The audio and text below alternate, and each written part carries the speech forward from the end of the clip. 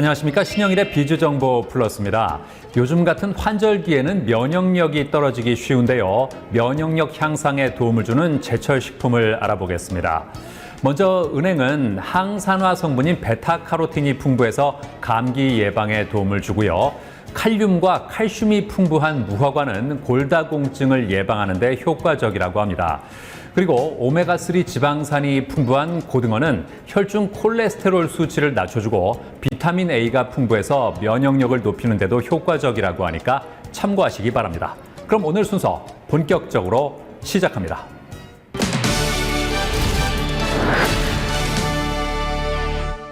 일 인 가구가 증가하면서 집안일을 도와주는 제품들이 인기를 끌고 있는데요. 특히 요즘에는 로봇형 제품들이 많이 등장하고 있습니다.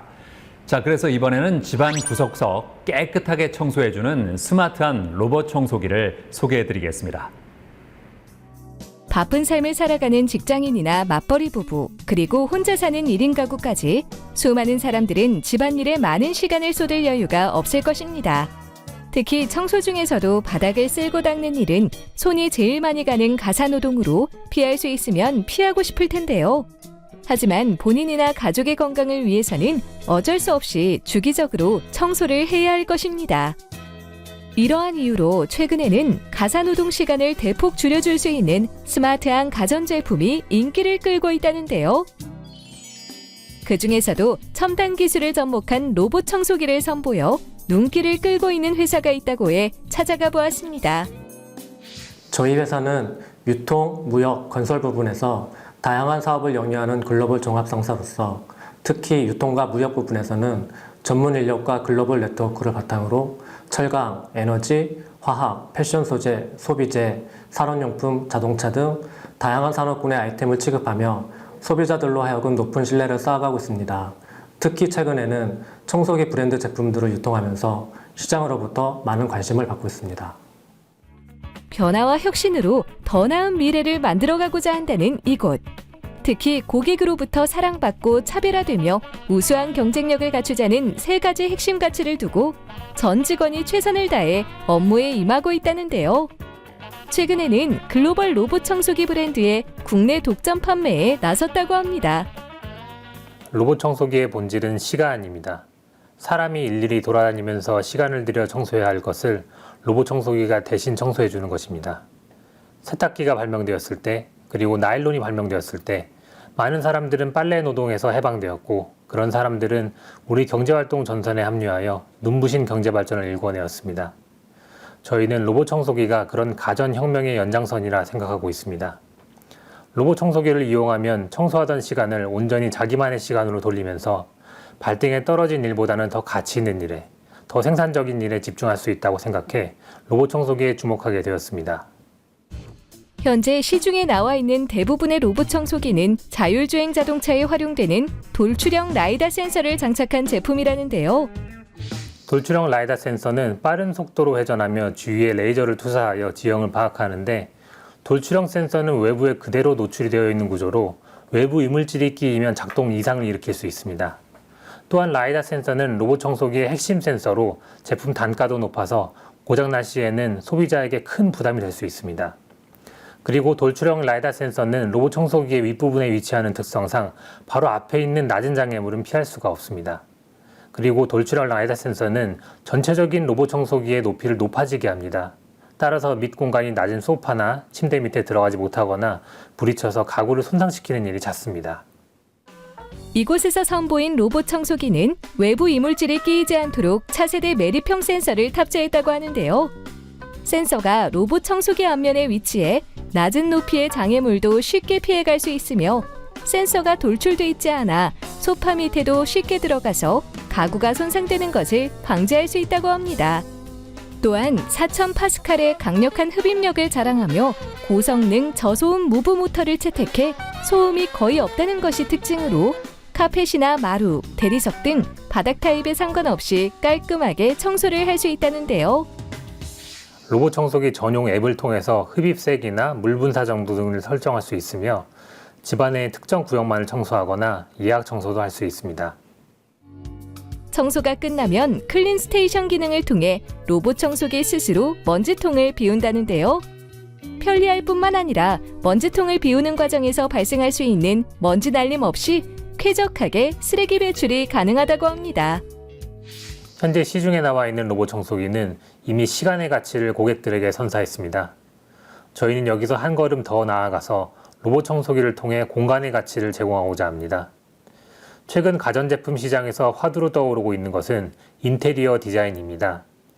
제품의 자체 성능도 중요하지만 제품이 우리가 생활하는 공간에 부여할 수 있는 미적 가치도 중요해지고 있습니다.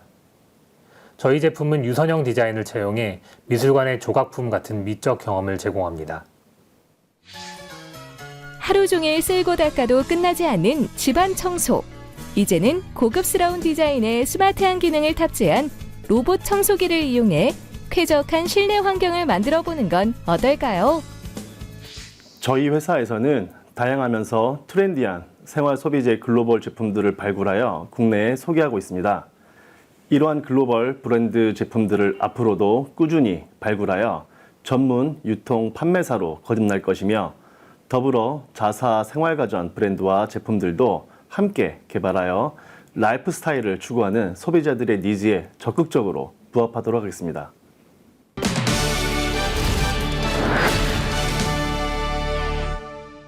다친 적이 없는데도 무릎이 붓고 통증이 생긴다면 관절염을 의심해 볼 수 있습니다. 특히 퇴행성 관절염은 과거에는 주로 고령층에서 많이 발생했지만 요즘에는 발병 연령이 점차 낮아지고 있는 추세라고 하는데요. 자, 그래서 이번에는 퇴행성 관절염의 치료 방법에 대해서 자세히 알아봤습니다. 우리의 몸을 지탱하고 장기를 보호하는 역할을 하는 것은 바로 뼈라고 합니다. 뼈는 각각의 마디가 있으며 이런 뼈와 뼈를 이어 결합하는 구조를 관절이라고 하는데요. 손가락 마디나 무릎이 대표적인 관절 부위이며 관절은 몸을 움직이는데 큰 역할을 하고 있다고 합니다. 이러한 관절에 통증이 지속적으로 나타난다면 관절염을 의심해 볼 수 있다는데요. 관절염이란 무엇일까요? 네, 관절염은 2개 이상의 뼈가 맞닿는 부위인 관절에 고령, 과사용, 비만, 외상, 세균 침투 등 다양한 원인으로 염증성 변화가 일어나는 것을 말합니다. 몸무게가 실리는 무릎, 엉덩이, 척추, 발목 관절 등에서 주로 발생하지만 골절이나 과도한 운동으로 인해 모든 관절 부위에서도 관절염이 생길 수 있습니다. 관절염은 노화나 과도한 관절 사용, 그리고 비만 등 다양한 이유로 인해 연골이 다르면서 발생한다는데요. 그렇다면 관절염을 방치하게 되면 어떤 증상이 나타날 수 있을까요? 네, 관절염을 방치하면 만성 통증이 발생하게 됩니다. 특히 무릎 관절염 같은 경우에는 통증, 부종, 관절면의 변형으로 관절 운동 범위가 감소하여 걷는 게 힘들어지고 운동 부족으로 근육이 약화됩니다. 근육이 약화되면서 뼈의 변형과 통증이 심해지고 이러한 악순환으로 인해 심혈관계 질환이나 비만, 우울증, 2차 질환까지도 발생할 수 있습니다. 그렇기 때문에 통증이 있는 경우에는 병원에 내원하여 의료진과 상담하는 것이 좋습니다. 관절염의 종류는 다양하다고 합니다. 이 중 대표적인 관절염은 무리한 노동을 하거나 나이가 들수록 관절에 무리가 가면서 나타나는 퇴행성 관절염이라는데요. 퇴행성 관절염을 치료하기 위해서는 우선 자세한 진찰과 함께 엑스레이 검사를 통해 관절의 상태와 관절염으로 인한 관절 손상의 정도를 평가한 후 진단 결과에 따라 적절한 치료법을 선택해 진행해야 합니다. 퇴행성 관절염은 뼈와 뼈 사이에 있는 연골이 나이가 들어서 많이 쓰면서 닳아서 생기는 질환이기 때문에 안 오게 할 수는 없습니다. 젊었을 때 관절로 돌아갈 수는 없지만 최대한 늦게 오게, 아니면 관절염이 있더라도 안 아프게, 덜 아프게 오래오래 쓰는 게 관절염 치료의 목표입니다. 또한 관절이 망가진 정도와 통증의 정도가 꼭 일치하지 않기 때문에 관절염이 심해도 많이 안 아플 수가 있고 심하지 않더라도 많이 아플 수 있습니다. 따라서 환자마다 각각에 맞는 치료를 하는 게 중요합니다. 관절염 초기에는 생활습관의 교정, 적절한 운동과 휴식을 통해 통증을 완화시키고 상태에 따라 먹는 약, 주사치료, 물리치료를 해볼 수가 있습니다. 이러한 비수술적인 치료를 함에도 불구하고 계속 호전이 없다면 관절 내시경, 휜다리 교정술, 인공관절 수술 같은 치료 방법을 환자 상태에 맞춰서 생각해 볼 수 있습니다. 최근 많이 시행되는 수술적 치료로는 관절 내시경을 꼽을 수 있다고 합니다. 관절 내시경은 퇴행성 관절염으로 연골 손상이 진행되는 것을 막기 위한 치료법이라는데요. 관절 부위에 조그만 구멍을 만든 후 특수 렌즈와 비디오 카메라가 장착된 2에서 5mm 크기의 관절경을 삽입해 관절 내 문제를 진단하는 동시에 치료를 진행한다고 합니다. 관절 주변에 1cm 정도의 구멍을 만들어 카메라와 수술기구를 통해 관절 안의 병변을 치유해주는 방법입니다. 지저분한 연골 조각을 씻어주고 헐어있는 연골을 다듬어 줄 수 있고, 연골 손상 부위가 크지 않는 경우 줄기세포 이식을 통해 연골 부위를 재생까지도 할 수 있는 치료법입니다. 피부 절개를 거의 하지 않고 주변의 연부 조직 손상을 거의 주지 않고 안쪽의 병변만 해결할 수 있어 출혈량과 수술 후 통증이 적고 일상생활의 복귀도 빠른 편입니다. 관절 손상에서 제일 마지막으로 진행하는 수술법은 인공관절 수술이라는데요. 인공관절 수술이란 관절염으로 손상된 관절을 대신할 인공 구조물을 넣는 수술이라고 합니다. 예전에는 인공 보형물을 신체에 넣는다는 점과 긴 수술 시간으로 많은 환자들이 수술에 거부감을 드러냈다는데요. 최근에는 인공관절 수술 전에 3D 기반의 CT를 이용해 인공관절의 크기와 삽입각도, 절삭 범위를 계획한 후 이 과정에서 얻은 데이터를 바탕으로 오차를 최소화하여 수술을 진행한다고 합니다. 인공관절 수술을 하면 통증을 획기적으로 감소시킬 수 있고 심하게 변형된 슬관절을 정확하게 교정할 수 있습니다. 또한 관절의 기능과 운동 범위를 정상 수준으로 회복시켜 줄 수 있습니다. 수술 후 3일째부터 보행 및 재활 운동을 시작하지만 수술 전 동반된 근력 약화가 수술과 동시에 바로 회복되지는 않기 때문에 수술 후 3개월에서 1년 정도 재활 기간이 필요하다는 단점이 있습니다. 퇴행성 관절염은 치료 후에도 재발 가능성이 있는 질환인 만큼 수술 후 관리가 필수라는데요. 특히 무릎에 무리가 가는 운동이나 활동은 가급적 자제하고 부담이 가지 않는 수준의 운동으로 근육을 강화하고 관절의 가동 범위를 유지하는 것이 좋다고 합니다. 종창이나 통증이 지속적으로 발생한다면 방치하지 말고 정밀 검사를 받아 근본적인 원인이 무엇인지 찾아봐야 합니다. 국소적 연골 결손, 연골판 파열, 인대 병변 등 관절염을 악화시킬 수 있는 전 단계의 병변을 치료하지 않을 경우에는 관절염이 급속하게 악화될 우려가 있으니 꼭 내원해서 검사를 해야 합니다.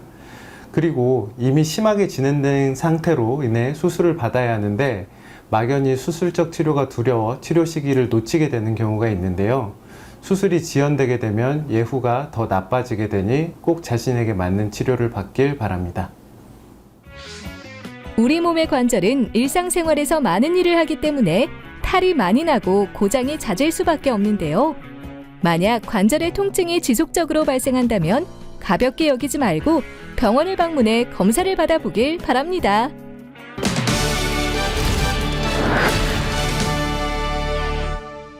평소에 운동을 하지 않을 때 농담 삼아 숨쉬기 운동을 한다는 얘기를 하는데요. 그런데 올바른 숨쉬기는 운동만큼이나 건강을 지키는 데 중요한 역할을 한다고 합니다. 자, 이런 가운데 호흡기관을 관리 강화해주는 호흡 운동기구를 개발한 곳이 있다고 합니다. 만나보시죠.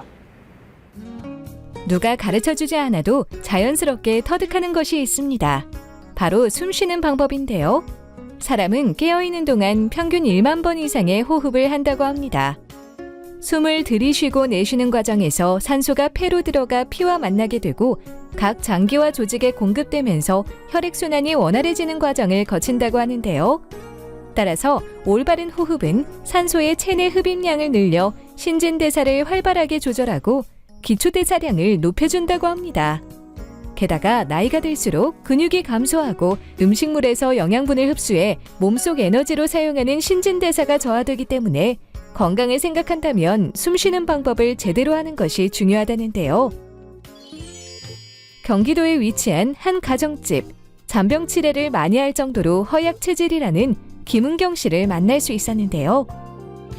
제가 몸이 많이 약한 편이라서 그런지 환절기마다 기침감기로 고생을 많이 했었거든요. 그러다 보니 잠잘 때도 자주 깨는 편이었고 편두통으로 고생을 많이 해서 고민이었어요. 호흡기 질환에 자주 시달리던 그녀. 호흡기관의 건강을 관리하고 강화하기 위해 하는 운동이 있다고 합니다. 바로 호흡 운동기구를 이용한 방법이라는데요. 어떻게 호흡 운동을 하는지 알아볼까요? 우선 기구 본체에 500ml 식음용물을 부은 후 기구 손잡이에 점으로 표시된 3개의 온도 설정 버튼 중 하나를 선택합니다. 그 다음 입이나 코를 호흡 조절기에 갖다 댄 후 저항 설정 링을 돌려 호흡 저항을 조정하는데요. 가장 낮은 저항에서 시작해 호흡력을 강화함에 따라 점차적으로 저항력을 증가시키는 것이 좋다고 합니다. 제가 일주일에 4번 정도 약 2달간 사용을 해봤는데요. 처음에는 호흡하는 힘이 약해서 0단계에서 들숨 날숨을 5번 이상 하기 힘들었거든요. 지금은 꾸준히 연습을 해서 이 1단계에서도 10번씩 3세트를 할 수 있어요. 폐활량이 좋아져서 그런지 계단 오르기에도 편하고 알레르기 비염으로도 고생을 했었는데 많은 도움이 된 것 같습니다. 간편하게 호흡 운동을 할 수 있도록 도와주는 호흡 운동 기구. 현재 폴란드에서 생산되고 있으며 유럽을 시작으로 전 세계 시장에 선보이고 있다는데요. 핀란드 출신의 올리스 쿠레키네는 선천성 천식 환자였습니다. 태어날 때부터 호흡기관이 약해서 어려서부터 호흡기 치료를 받았습니다. 그는 오랜 치료 과정에서 플라스틱 병을 부는 방식의 저항호흡이 폐활량을 늘려주는 걸 알게 되었고, 사우나의 한정막에서 고온다습한 공기를 마시면 기도가 편해지는 것을 느꼈습니다. 그래서 그는 자신의 호흡기 건강을 위해 저항호흡과 전기호흡을 결합하여 호흡 운동 장치를 만들어서 사용했다고 합니다. 올리스 쿠르키넨이 발명한 호흡 운동 장치를 기반으로 호흡 운동 제품을 개발하고 상품화했습니다. 호흡 운동 기구는 저항 및 증기 호흡이 작동하는 방식이라는데요. 날숨을 내쉴 때 호흡 운동 기구의 저항력이 기도를 열어주고 들숨을 들이마실 때 저항력이 호흡 근육을 강화해 준다고 합니다. 대부분의 호흡 운동 제품은 호흡에 압력을 가하는 저항 호흡 방식입니다. 저희가 개발한 호흡 운동 기구는 기존의 저항 방식에 따뜻한 수증기로 호흡 운동을 하는 전기 호흡 방식을 결합한 제품입니다. 그리고 수증기 온도와 호흡 압력 단계를 차별화해서 운동선수뿐만 아니라 일반인들, 심지어 몸이 불편한 노약자나 장애인도 집안에서 고강도 운동으로 가능한 만큼의 폐활량 증대를 실현할 수 있습니다. 고온다습한 계절보다 저온 건조한 계절에 호흡기관의 상피가 건조해져 호흡기 질환에 걸리는 사람들이 증가한다는데요. 증기호흡 방식의 호흡 운동기구를 통해 호흡기관 전반을 보습하고 호흡기 상피에 쌓인 미세먼지나 니코틴을 정화할 수 있다고 합니다. 저희 호흡 운동기구를 이용하는 많은 사람들이 호흡이 편안하고 상쾌한 느낌을 받았다고 합니다. 또한 훈련 루틴으로 저희 호흡 운동을 추가했다는 운동선수도 있는데, 이 선수는 환절기나 겨울철에 컨디션 관리에 애를 먹다가 기구를 사용한 후 건강한 컨디션을 유지하는 데 도움이 됐다고 합니다. 그리고 무대에 오르기 전에 성대 워밍업과 성대 보습을 위해서 저희 호흡 운동을 한다는 가수도 있습니다. 신체를 건강하게 유지하는 첫 번째 활동인 호흡. 앞으로는 호흡 운동 기구를 통해 간편하게 호흡기관을 관리해보는 건 어떨까요?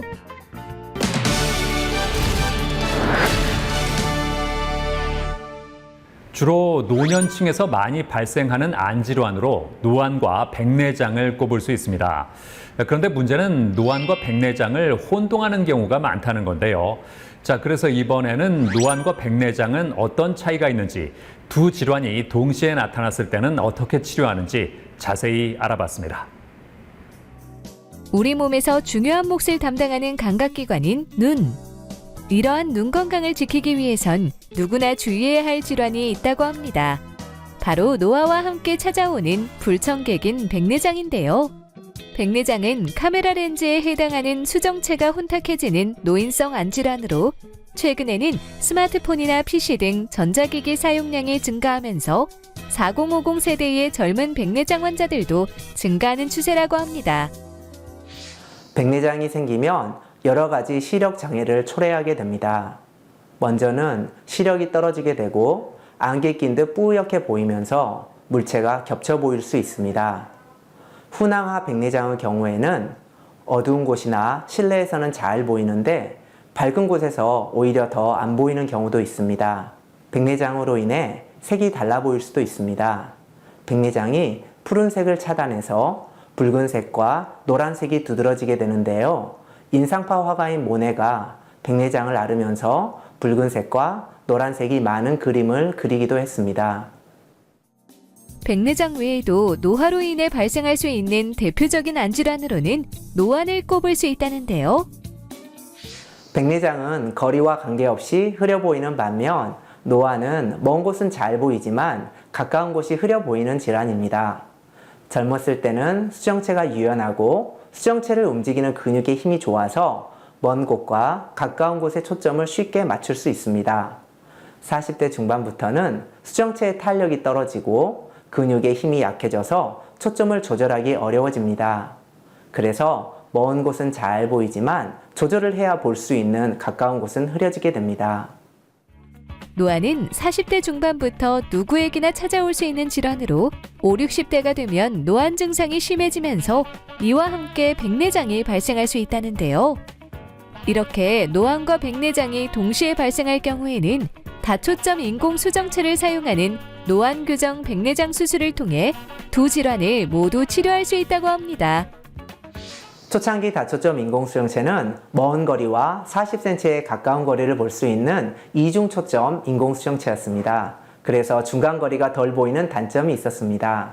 하지만 최근에는 3중 초점 인공수정체를 사용하여 먼 곳의 산도 잘 보고 컴퓨터 모니터를 보거나 요리를 하는 등의 중간 거리도 잘 보고 스마트폰이나 책을 보는 근거리도 잘 볼 수 있게 되었습니다. 그리고 기존의 다초점 인공수정체는 야간에 빛 번짐이 발생하는 단점이 있었는데 이러한 단점을 보완한 다초점 인공수정체가 개발되었습니다. 노안 교정 백내장 수술을 진행할 경우 우선 정밀 검사를 통해 다른 안질환이 있는지 확인해야 한다는데요. 난시가 있는 경우에는 노안 교정 백내장 수술 후 난시를 교정하는 추가 시술을 통해 시력이 호전될 수 있는지를 살펴야 한다고 합니다. 그리고 직업상 야간 운전을 하는지 원거리와 근거리 작업 중 어느 작업이 더 중요한지에 따라 자신의 눈에 맞는 다초점 인공수정체를 선택해 수술이 진행된다는데요.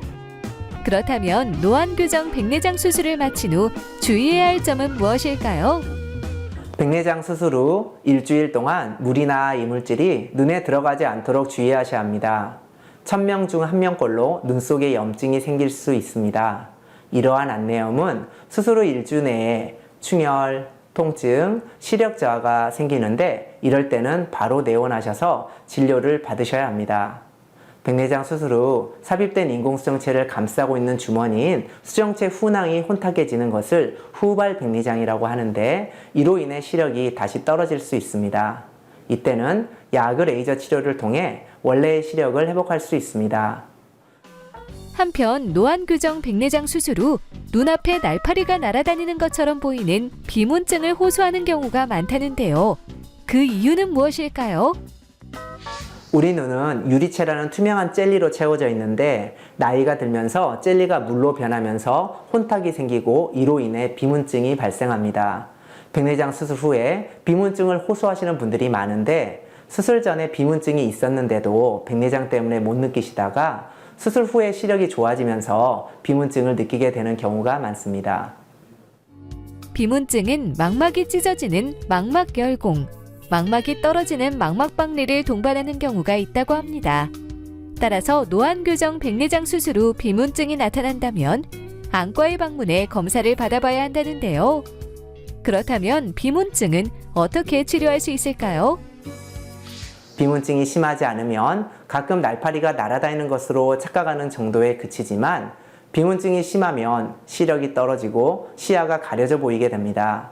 비문증이 심해 직장이나 일상생활이 불편한 경우에는 수술을 통해 치료할 수 있습니다.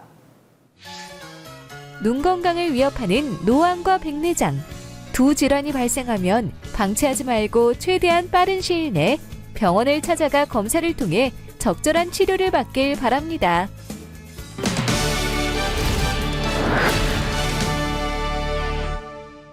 살다 보면 치주 질환이나 노화, 사고 등의 다양한 이유로 치아를 상실하는 경우가 있는데요. 이럴 때 고려해 볼 수 있는 대표적인 치과 치료가 바로 임플란트라고 합니다.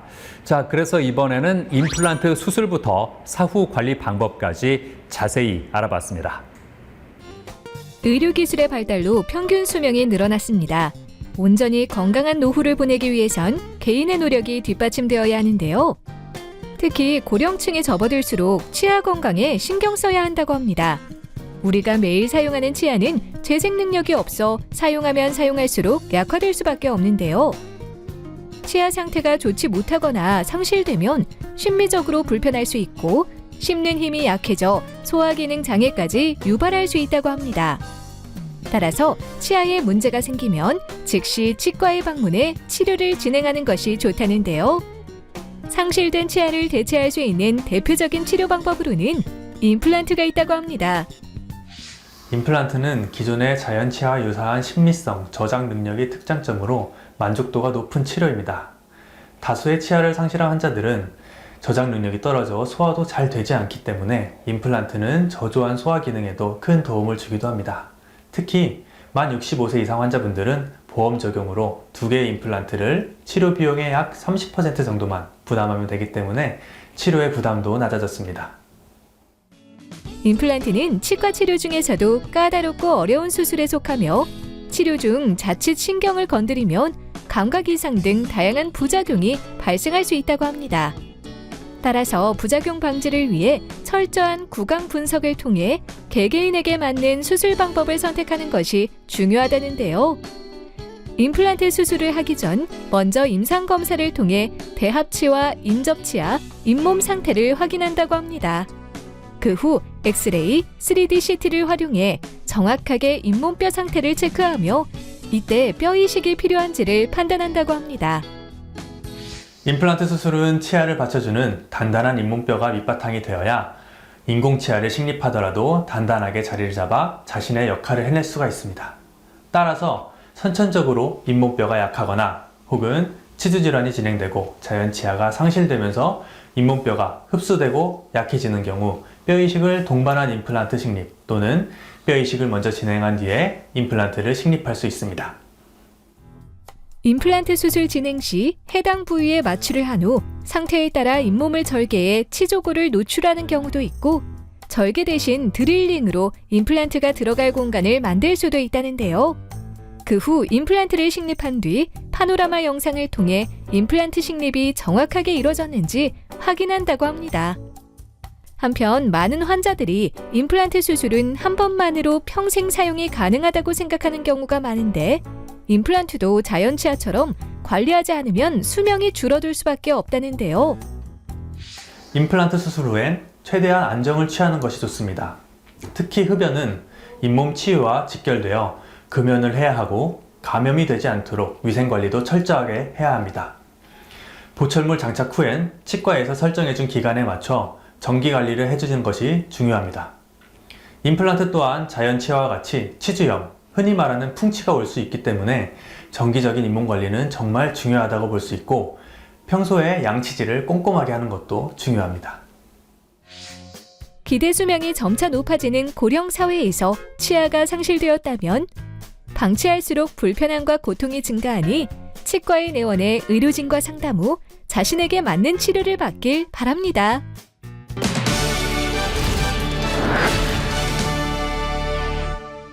김동민 원장과 함께 자세한 말씀 나눠보겠습니다. 안녕하세요. 안녕하세요. 임플란트 수술에는 어떤 종류가 있습니까? 구강 환경에 따라서 잇몸뼈가 부족한 경우 고리식을 동반해 잇몸뼈를 형성해주는 뼈이식 임플란트, 모든 치아를 상실했을 경우에 적용할 수 있는 전학 임플란트, 최근에 각광받고 있는 CT와 스캐너를 이용해 임플란트의 정확한 위치를 도모할 수 있는 내비게이션 임플란트 등 다양한 임플란트 수술 방법이 있습니다. 수술 시에는 어떤 점을 고려하는 게 좋을까요? 수술 시에는 환자의 전신적인 상태를 먼저 평가해야 합니다. 전신질환의 유무, 복용하고 계신 약, 흡연의 유무와 정도, 치주질환의 정도, 특히 입이 벌어지는 양도 중요합니다. 이를 다 평가한 후에 임플란트 식립 위치에 대한 평가를 해야 하는데요. 임플란트 식립 위치 주변으로 해부학적인 구조물, 인접 치아와의 관계, 골량, 골질, 특히 단단한 잇몸의 양도 평가하여 임플란트 수술을 계획하게 됩니다. 수술이 잘못됐을 경우에는 어떻게 대처하는 게 좋습니까? 임플란트 수술 시에 인지되는 위치 이상이라든지 이런 작은 오류는 즉각 수정해 주는 것이 좋습니다. 하지만 수정이 불가능한 오류가 생겼을 경우에는 임플란트를 제거하고 적절한 처치를 통해서 치유시킨 뒤 추후에 임플란트를 다시 식립하는 것이 안전합니다. 임플란트 수술이 잘 되었다고 하더라도 환자별로 치유가 불량하다든지 감염이 생기는 경우가 있을 수 있는데, 감염이 생기는 경우에는 의료진의 판단 하에 이 감염을 컨트롤하면서 치유를 시킬지 아니면 임플란트를 제거하고 다시 수술 계획을 잡을지 평가합니다. 평소에 치아 관리는 어떻게 하는 게 좋을까요? 치과에 자주 방문해서 치료받고 관리받는 것이 중요합니다. 대다수의 환자분들은 참고 참다가 아파서 치아를 살릴 수 없는 경우에 방문하는 경우가 굉장히 많은데요. 특히 중장년층, 고령층의 환자분들 같은 경우에는 치주질환, 즉 풍치로 치아를 발치하는 경우가 굉장히 많습니다. 한 연구에 따르면 관리되지 않고 치료되지 않은 치주염 환자의 경우 평균 5개에서 7개의 치아를 발치하는 반면, 잘 치료되고 관리되는 치주염 환자분들에 있어서는 평균적으로 1개 미만의 치아를 발치한다고 합니다. 이처럼 평소에 관리를 철저하게 해서 내 치아를 지키는 것이 구강 건강을 위해서도 내 지갑을 위해서도 중요하다고 생각됩니다.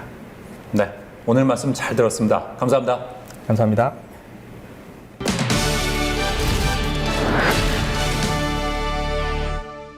과도한 스트레스로 인해서 불안장애나 우울증을 경험하는 현대인들이 많은데요.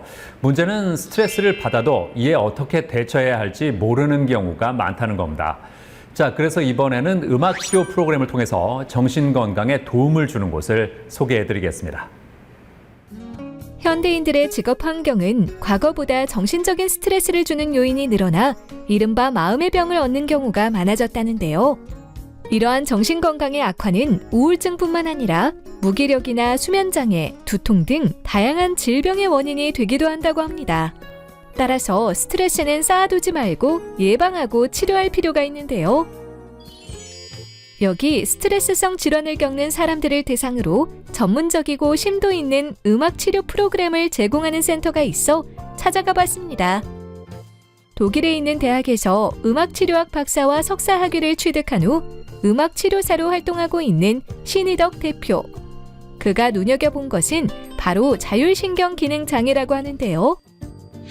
자율신경계란 우리 체내 항상성을 유지하기 위해 호흡기관, 소화기관, 비뇨생식기관 등 우리 몸의 거의 모든 장기의 기능을 조절하는 신경계입니다.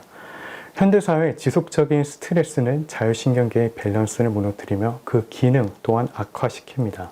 이럴 시 신체적 그리고 정신적 면역체계가 무너지며 스트레스 상황에 더욱더 민감하고 취약하게 반응하게 됩니다. 바로 악순환의 고리에 갇히게 되는 것이죠. 그래서 저는 드러나는 다양한 스트레스성 증상 이면에 자율신경계에 주목하며 자율신경계의 기능 이상, 즉 자율신경 실조증을 위한 음악치료 프로그램을 제공하고 있습니다. 이곳에서는 마음의 상태를 진단할 수 있는 측정기구를 이용해 상담을 진행한다는데요. 이 도구는 전정 감정 반사 이론에 근거하여 감정의 상태에 따라 얼굴 미세 떨림과 머리 경추의 움직임이 달라지는 것을 빅데이터 기반으로 실시간 분석하고 우리의 마음 상태를 알려준다고 합니다. 두 번째로 HRV 자율신경계 검사가 진행되는데요. 이를 통해 우리 몸이 어떤 식으로 스트레스에 반응하는지에 대한 보다 근본적인 신경생물학적 분석이 이루어진다고 합니다. 상담치료 프로그램에서는요, 검사를 통해 알게 된 신경생물학적 지표와 환자분들이 스트레스 상황 가운데 직접 느끼고 경험하는 주관적 영역의 비교 분석이 이루어지고 있습니다. 실제로 측정 후에 스트레스 지수가 낮게 나왔음에도 불구하고 높은 스트레스 반응을 보이시는 분들이 있고요. 반대로 스트레스 지수가 높게 나왔음에도 불구하고 주관적인 영역에서 별다른 말씀을 하지 않으시는 분들이 있습니다. 상담 치료는 바로 이렇게 사람을 정신과 신체로 분리하여 바라보는 것이 아니라 유기적 역동성을 지닌 하나의 존재로 인식하고 바라보는 데에서 시작이 됩니다. 그리고 환자 또한 이런 스트레스 반응을 보일 수밖에 없는 내 몸과 마음의 상태를 조금씩 더 알아가고 인정하고 또한 수용하는 과정을 상담 치료라고 할 수 있습니다. 상담을 마친 후에는 방의 구조와 인테리어 조명, 아로마 오일 향을 통해 우리 뇌가 안정을 인지할 수 있는 환경을 재현한 테라피룸에서 음악 치료 프로그램을 진행한다는데요. 자율신경이 회복하는 길은 의외로 간단할 수가 있습니다. 바로 우리 뇌가 내가 속한 환경이 안전하다라고 인지를 하고 이를 지속적으로 경험하는 것입니다. 불규칙적이고 예측하기 힘든 청각 신호는 우리 뇌가 환경의 변화로 인식하며 집중력과 긴장성을 높이게 됩니다. 하지만 반대로 주기성을 갖는 주기파형 청각 신호는 환경의 예측성을 높여 우리 뇌가 안정감을 인지하도록 합니다. 음악치료 프로그램에서는요, 45분 동안 주기파 모듈레이션 치료 음악을 청취합니다. 우리 뇌가 이를 안전 신호로 인지하고 이를 단계별로 지속적으로 경험함으로써 자율신경이 회복하는 시간을 갖습니다. 현대사회에서 극심한 스트레스로 힘들어하는 사람들이 많은데요. 방치하지 말고 음악치료 프로그램을 통해 정신건강을 지켜보는 건 어떨까요?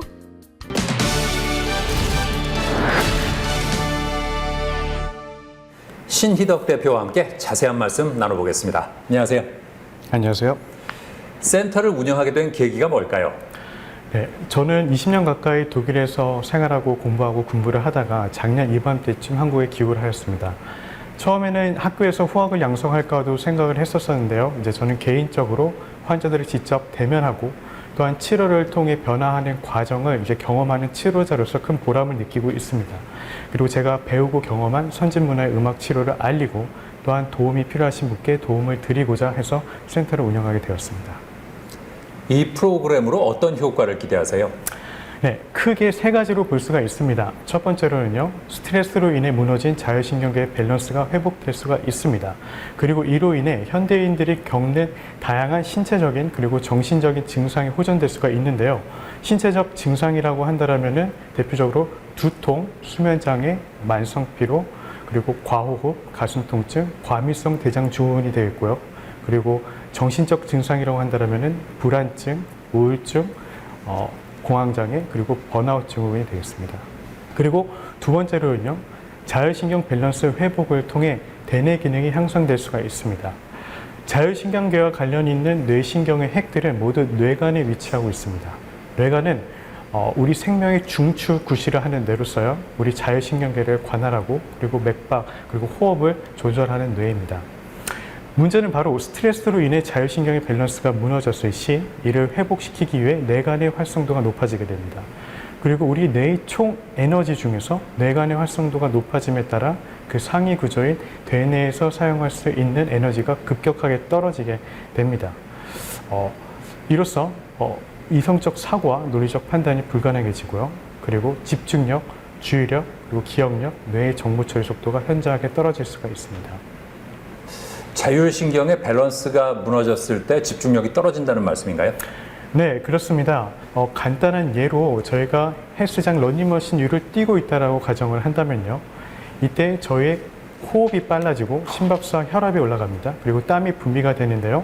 그것은 이제 교감신경의 항진으로 인해서 우리 자율신경의 밸런스가 일시적으로 무너진 상황입니다. 이때 직장 동료가 옆에 와가지고 중요한 업무 보고를 하고 그리고 어떠한 상황에 대해서 결정을 내려달라고 한다면 할 수 있을까요? 네, 굉장히 어렵습니다.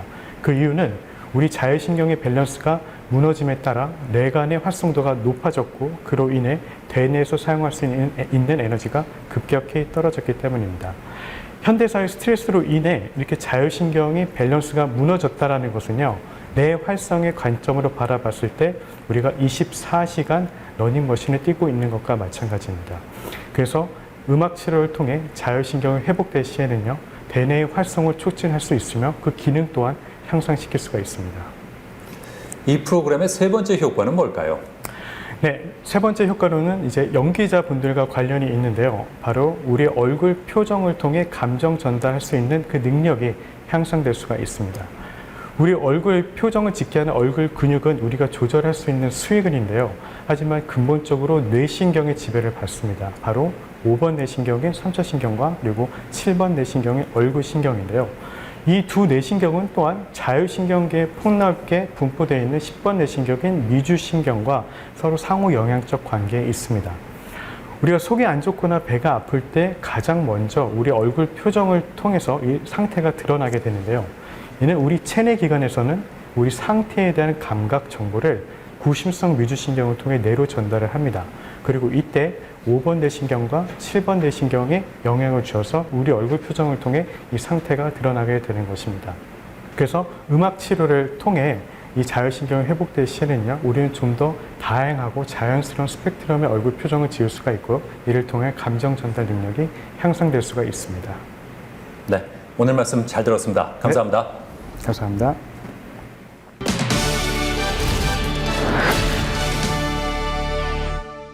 맥주는 보리를 가공해서 만드는 인류의 가장 오래된 음료라고 하는데요. 특히 도수도 높지 않고 맛도 풍부해서 남녀 불문하고 사랑받는 주류 중에 하나로 자리 잡았습니다. 자, 그래서 이번에는 맥주가 어떻게 만들어지는지 자세히 알아봤습니다. 전 세계에서 대중적인 알코올 음료로 꼽히는 맥주. 와인 못지않게 오랜 전통과 역사를 가지고 있다는데요. 맥주는 인류가 유목 생활에서 정착 생활로 전환해 농경 생활을 하면서부터 만들어진 음료라고 합니다. 기원전 4000년경 메소포타미아의 수메르인들에 의해 탄생했다고 알려져 있는데요. 수메르인들은 곡물로 만든 빵을 분쇄한 다음 메가를 넣고 물을 부은 뒤 발효시키는 방법으로 맥주를 제조했다고 합니다. 또한 기원전 3000년경부터는 이집트 지역에서도 맥주를 생산하기 시작했다는데요. 이러한 맥주는 문명 전파 경로를 따라 산업적으로 퍼져나갔다고 합니다. 우리나라에서는 1930년대 일본의 맥주 회사들이 들어와 공장을 건설하면서 본격적으로 다양한 맥주들이 생산되고 있다는데요. 충북 증평에 위치한 한 맥주 제조 공장. 이곳은 맛과 풍미가 뛰어난 수제 맥주를 개발 생산하며 세계 최고의 맥주 회사를 꿈꾸고 있다는데요. 2002년 주세법 개정과 함께 더불어 압구정동에 소규모 브루펍을 시작하였으나 현재는 세계적인 수준의 맥주 공장을 보유하고 있습니다. 현재 전국 3만여 개의 매장에서 캔맥주, 생맥주 등을 납품하고 있고요. 여러분들이 언제든지 주변에서 만날 수 있는 친숙한 맥주 회사로 거듭나고 있습니다. 대한민국을 넘어 세계로 뻗어나가기 위해 아낌없이 투자와 열정을 쏟고 있다는 배문탁 대표. 폭넓은 소비층을 만족시키기 위해 다양한 수제 맥주를 합리적인 가격에 생산, 공급하고 있다는데요. 하지만 이렇게 수제 맥주 사업을 하기까지 수많은 어려움이 있었다고 합니다.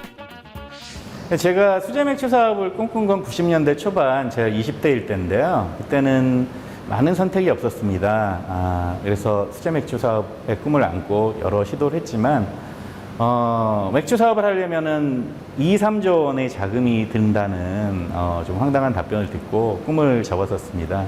그 이후 2002년에 주세법 개정이 되면서 소규모 맥주 사업에 진출하게 되었고요. 지금은 시장에서 주목받는 아주 좋은 기업으로 성장하고 있습니다. 맥주를 제조할 때 다양한 재료가 필요하다는데요. 여러 종류의 재료로부터 다양한 맥주가 만들어지지만 맥주 제조에 공통으로 포함되는 재료는 메가와 홉, 물, 효모라고 합니다. 네, 맥주의 원료는 메가, 호프, 효모, 그다음에 물인데요. 메가는 보리를 적절한 온도에서 발화시키고 이를 건조해서 볶아서 만든 겁니다. 풍미를 위해서는 종종 귀리쌀, 호밀, 그다음에 밀, 수수 같은 다른 발효 보조 곡물을 혼합하기도 합니다. 홉은 맥주의 풍미와 쓴맛을 더해주고요. 거품을 오래가게 하며 박테리아를 억제해주는 살균 효과가 있습니다. 물은 맥주의 양주에서 90% 이상을 차지하는 원료인데요. 물의 미네랄 성분은 맥주의 풍미와 특성에 직접적인 영향을 끼치고요. 그 다음에 효모는 메가를 발효시켜서 알코올을 만들어냅니다. 그렇다면 이곳의 수제 맥주는 어떻게 만들어질까요? 우선 양질의 맥즙을 만들기 위해 메가 성분이 잘 분해되도록 잘게 분쇄한다고 합니다. 그 후 분쇄된 메가에 양조 용수를 첨가하여 메가의 구성 성분이 물에 용해되는 과정을 작업하고요. 맥즙과 메가 껍질 등 찌꺼기를 분리하는 과정을 진행합니다. 그리고 메가즙을 끓이면서 맥주의 쓴맛과 상큼한 아로마를 선사하는 다양한 홉을 첨가한 뒤 효모 발효를 위해 끓은 메가즙을 냉각기를 통해 식히는데요. 메가즙에 첨가된 효모는 며칠 동안 당 성분을 먹고 알코올과 이산화탄소를 발생시키며 숙성 저장된 맥주는 필터링을 통해 혼탁한 물질을 제거한 후 캔이나 생맥주통에 주입한다고 합니다. 네, 저희 회사는 전 세계에 있는 생산지에서 뛰어난 품질의 메가 홉 효모를 직접 선별하여 수입하고 있고요. 2002년부터 지금까지 쌓아온 수제 맥주에 대한 기술력과 노하우를 바탕으로 세계 맥주 대회에서 75관왕을 거머쥐었습니다. 그리고 저희 공장은 우수한 설비와 시설을 갖춰 연간 약 1억 캔을 생산할 수 있습니다. 소비자들의 기호가 다양해지면서 수제 맥주가 인기를 끌고 있다는데요. 앞으로도 고품질의 다양한 수제 맥주를 생산하길 기대해 봅니다. 일단 지역 특산물을 많이 사용하는 특색 있는 맥주를 만들면서 지역 경제에 기여하고 싶고요. 많은 인원들을 고용하여서 고용 창출을 많이 하고 싶고요. 세 번째는 지역에 있는 대학과 제휴해서 지역 맥주학과를 개설하고 싶습니다. 그래서 많은 인재 양성을 하고 싶습니다. 그래서 지역과 더불어서 함께하는 좋은 기업으로 성장하고 싶습니다.